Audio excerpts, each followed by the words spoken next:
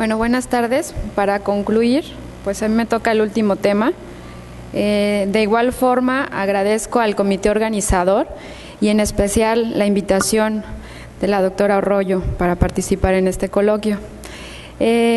Voy a hablarles del tema que yo creo que ninguno de nosotros. Entonces les voy a hablar acerca de un tema que obviamente nadie quisiera tener de los que realizamos cirugía intraocular, por el hecho de que es la complicación más grave y la más devastadora, en donde podemos ver involucrado incluso la preservación del globo ocular.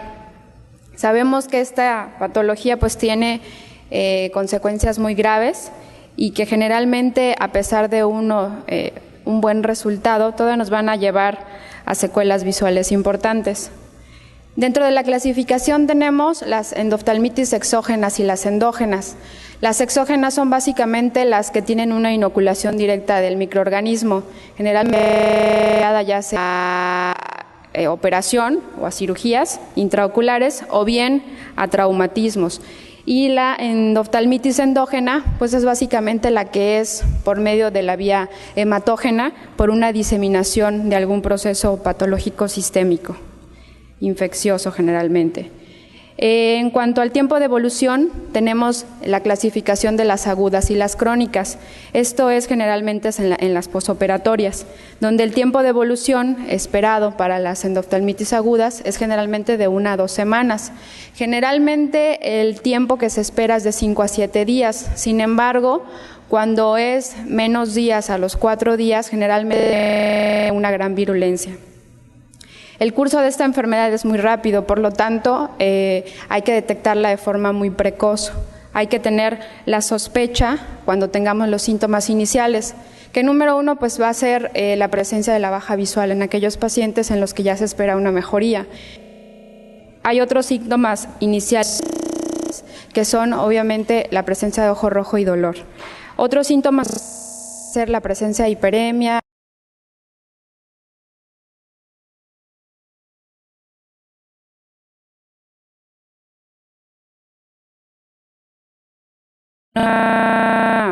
importante o nos habla más en el conocimiento de las endoftalmitis, pues es el EBS, en donde ellos detectaron que la principal síntoma que tenían esos pacientes o signo era la visión borrosa, 0.3%, el ojo rojo en el 82% y el dolor. Esto es lo que mencionaba acerca de los datos cardinales.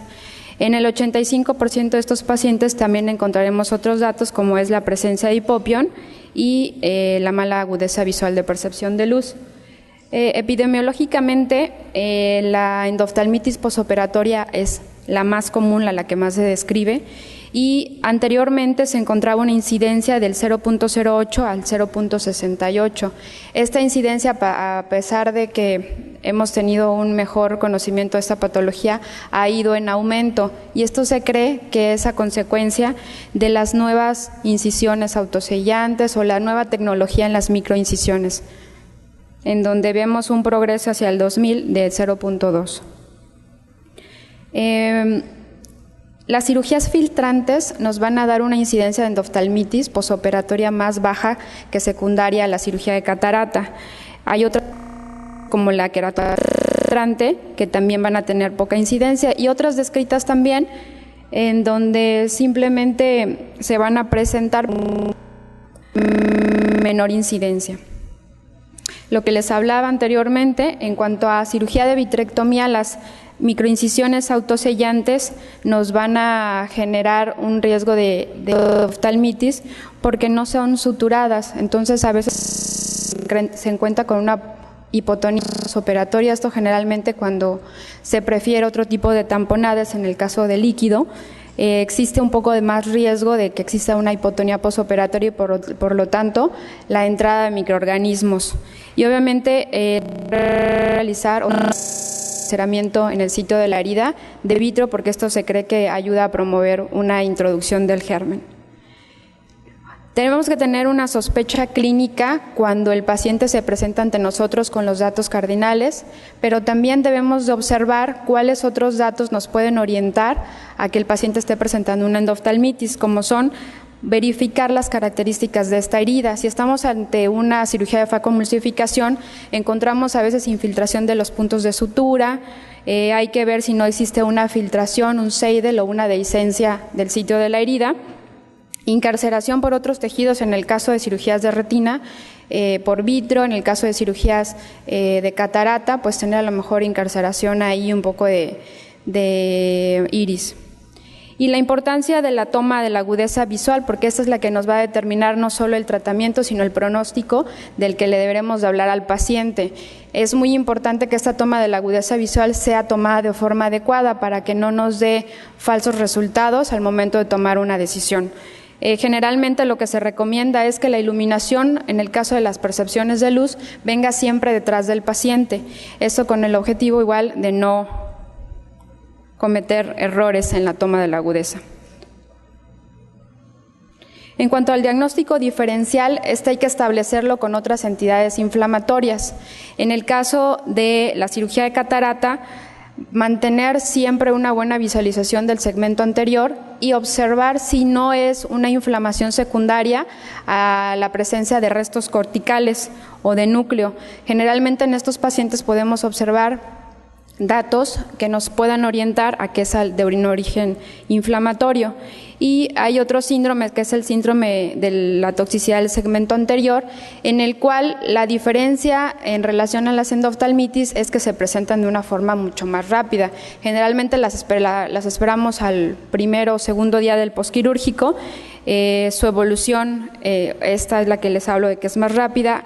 Cuando tomamos algún cultivo, estos cultivos generalmente son negativos y esta se ha observado que se presenta de forma secundaria a algunas tal vez antibióticos, tal vez la presencia de lidocaína intracameral o el uso de sustancias que tengan preservadores. Cuando tomamos un estudio ecográfico, generalmente estos pacientes van a tener densidad de medios muy ligera en el segmento posterior. Generalmente estos pacientes tienen más el cuadro inflamatorio a nivel del segmento anterior. Y bueno, en cuanto a las características microbiológicas, lo que esperamos y lo más común, como siempre en todas estas patologías, es que sean de origen bacteriano. Los hongos están descritos generalmente cuando son secundarios a fluidos intraoculares. Esto hablemos de la solución que estamos empleando en el transquirúrgico. Se detectó que esta era debido a facomulsificación en el 2 al 22% y en cirugía extracapsular tenemos una incidencia mucho mayor por el sitio de la herida o por el tamaño de la herida del 24 al 43%. En donde aquí mostramos pues cuáles son los gérmenes más involucrados, los gram positivos en el mayor número, coagulosa negativa en el 70% y así sucesivamente. Los enterococos están descritos más por el hecho de nuestra flora que se encuentra en la orofaringe y por esto es la importancia de que durante la cirugía verifiquemos que nos encontramos con un cubrebocas bien colocado. Algo muy importante por la razón por la cual a veces nuestros cultivos salen negativos es por una falla en la toma de la muestra. En cuanto a los antibióticos intravítreos, tenemos que los más empleados son vancomicina y ceftazidima. Hay algunos que ya se encuentran un poquito más en desuso, que son los aminoglucósidos porque se determinó que tienen mucha toxicidad retiniana. Y en cuanto a los antibióticos sistémicos, pues realmente no está demostrado, como lo comentábamos anteriormente, que tengan un beneficio en los pacientes que ya presentan endoftalmitis. Lo que se vio fue únicamente que potencializaban ya el uso de los antibióticos intravítreos. En cuanto a los antibióticos subconjuntivales o que algunas personas emplean de forma tópica, pues realmente tampoco se ha visto un beneficio. A veces, o en algunos artículos en la literatura, describen que pueden tener algunos niveles terapéuticos solamente en cámara anterior, pero no en la cavidad vítrea. En cuanto al uso de corticosteroides, este es un poco controversial su uso, porque hay quienes prefieren iniciar las dosis únicamente con intravítreos y posteriormente al primero o segundo día, pues iniciar el uso de los medicamentos esteroideos.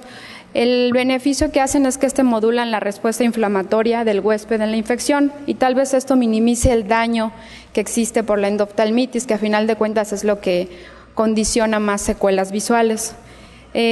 Aquí a veces se recomienda el empleo de prednisona oral, esto con el objetivo también de disminuir un poco la cuestión inflamatoria, pero a veces este uso de antibióticos de forma intravítrea, que son esteroideos, también puede aumentar la virulencia del germen.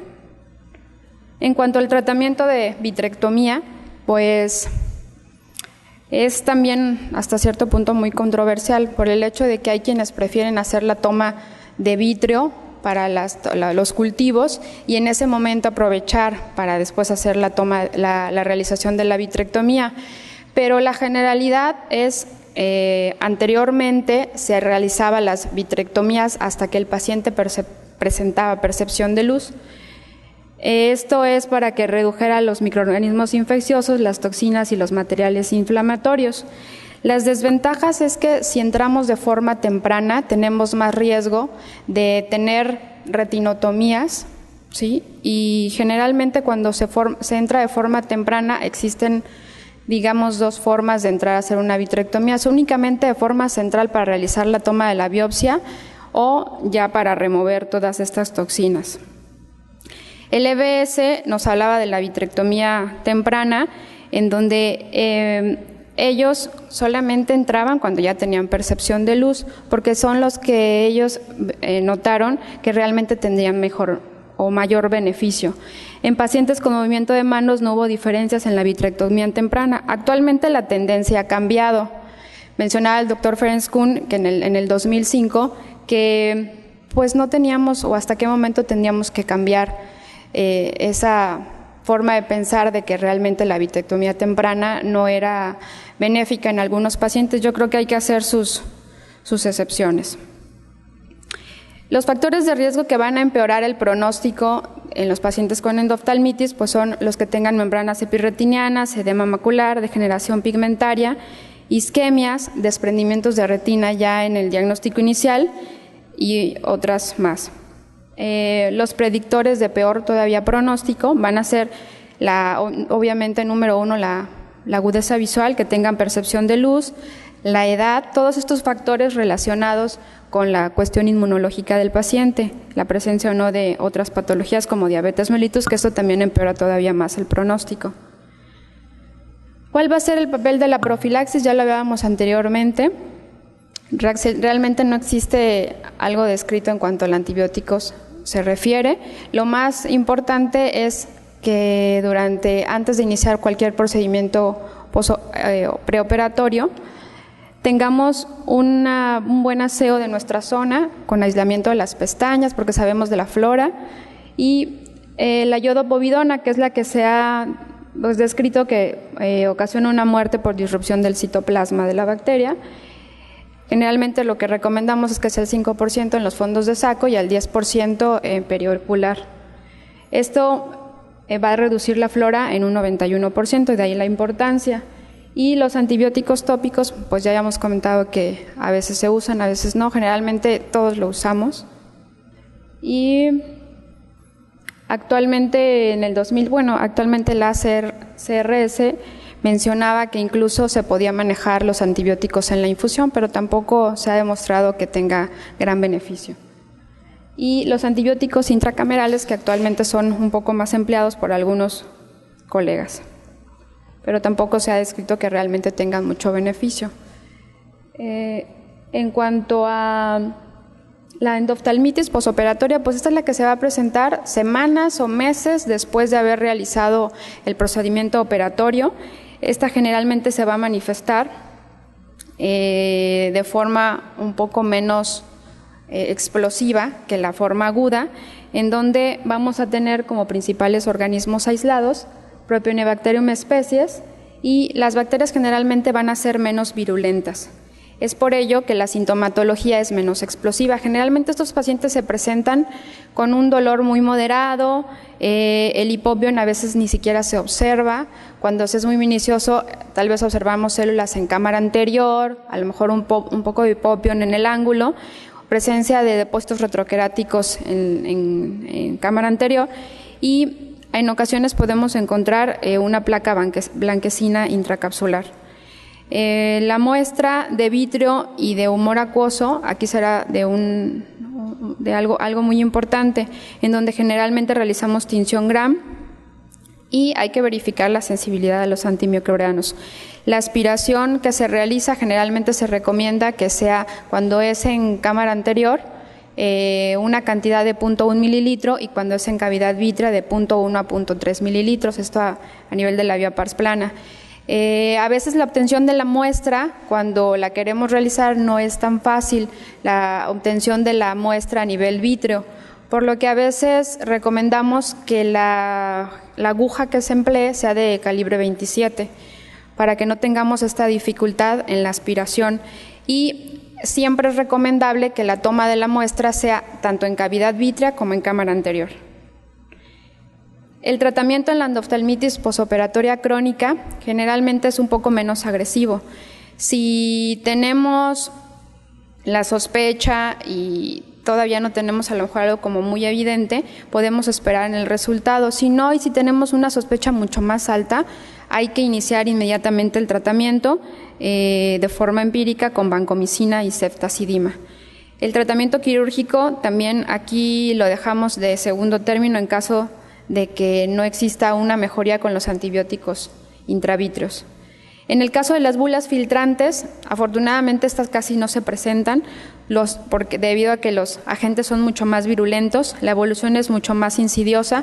Generalmente se espera en promedio que se presente entre los 19 meses de haber realizado la cirugía.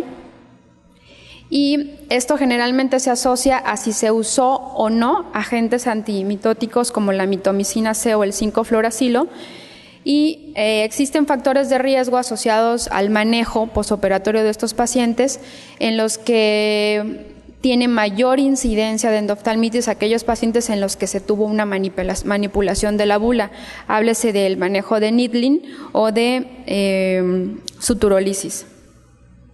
El tratamiento depende del grado de la sospecha clínica que tengamos realmente para ver si esto es una endoftalmitis. Hay que realizar nuevamente muestras de cultivo. Estas se van a tomar nuevamente de cámara anterior. Se recomienda que la bula no se toque porque habrá quien de pronto quiera tomar la muestra perfectamente de donde se encuentra la bula. Esto empeora todavía más el pronóstico y el tratamiento médico pues va encaminado al uso de vancomicina nuevamente, ceftazidima y el uso de dexametasona. En cuanto a la cirugía, en dado que se decida realizarla, generalmente se prefiere el uso de calibre 25, esto con el objetivo de no dañar la superficie y no producir un empeoramiento de la bula posteriormente. El pronóstico realmente es a veces un poco peor. El 66% alcanzan estas visiones. El EBS mencionaba que estos pacientes tenían a veces hasta también agudezas visuales mejores, ¿no? Pero eso fue anteriormente. Cuando es asociada a las inyecciones intravítreas, ya comentábamos anteriormente la importancia de la profilaxis. Las inyecciones intravítreas, como han ido en incremento, obviamente cada vez las realizamos más, por lo tanto el riesgo de endoftalmitis a lo mejor se encuentra un poco más alto y sobre todo si existen reinyecciones con pocos intervalos. Con el uso de los antiangiogénicos, obviamente las inyecciones intravítreas también han aumentado. Estas son la incidencia que se muestra en los diferentes antiangiogénicos intravítreos empleados. No existen estudios multicéntricos que comparen a todos en conjuntos, todos son por separado y los resultados visuales son estos.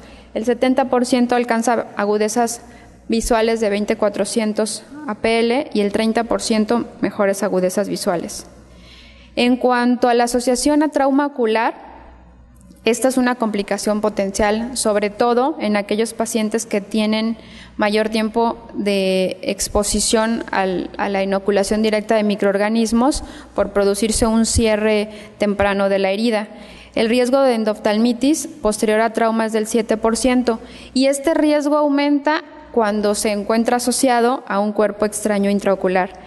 El NETS mencionaba que el 3 al 3.5% de los pacientes va a presentar endoftalmitis cuando el cierre fue a las 24 horas y cuando es más allá de las 24 horas, este riesgo aumenta de forma importante hasta el 13.4%. Y el germen aislado generalmente va a ser Bacillus. La evolución es mucho más tórpida, el diagnóstico también lo tenemos que realizar con otro tipo de métodos diagnósticos, sobre todo si sospechamos de un cuerpo extraño intraocular, donde podemos hacer mano de otros métodos diagnósticos como la TAC, la resonancia magnética o la ecografía, generalmente porque a veces no podemos observar más allá de la cámara anterior. El tratamiento médico es el uso nuevamente de antibióticos intravítreos. Cuando tengamos una mala visualización, lo recomendable también a veces es esperar, es controversial, a veces tanto el hecho de que se encuentren con la endoftalmitis como con el hecho de que se encuentren con el trauma empeora más la situación para poder realizar un buen abordaje quirúrgico. Actualmente la tendencia, como les digo, ha ido cambiando y a veces se decide iniciar tempranamente el tratamiento quirúrgico. El pronóstico es obviamente muy malo, el 22.44, del 22 al 44% obtienen estas agudezas visuales y los factores de riesgo, como ya lo habíamos comentado, es el cierre de la herida de forma tardía. La profilaxis sistémica es la misma, cefazolina intravenosa y estos antibióticos por vía oral. En cuanto a la endoftalmitis endógena, lo comentábamos que esta es por vía hematógena. Esta se presenta por enfermedades sistémicas, generalmente tienen alguna condición el paciente que tiene un compromiso en la inmunología, diabetes, pacientes con VIH, abuso de drogas intravenosas, otros antecedentes como estos que aquí les pongo. Y los síntomas son similares a cualquier otra endoftalmitis. Pueden presentar estos signos de nódulos retinianos, subretinianos, necrosis, embolismos arteriales. Los microorganismos que se aíslan generalmente son estreptococos, estafilococcus aureus y Klebsiella, por hongos también en Candida albicans, sobre todo en pacientes diabéticos, parásitos por Toxocara y otras manifestaciones sistémicas y oculares que se observan son en el 75-80% en sistémicas y en oculares el 36%. La diferencia con este tipo de endoftalmitis en relación a las anteriores es que aquí sí funciona de forma importante los antibióticos sistémicos.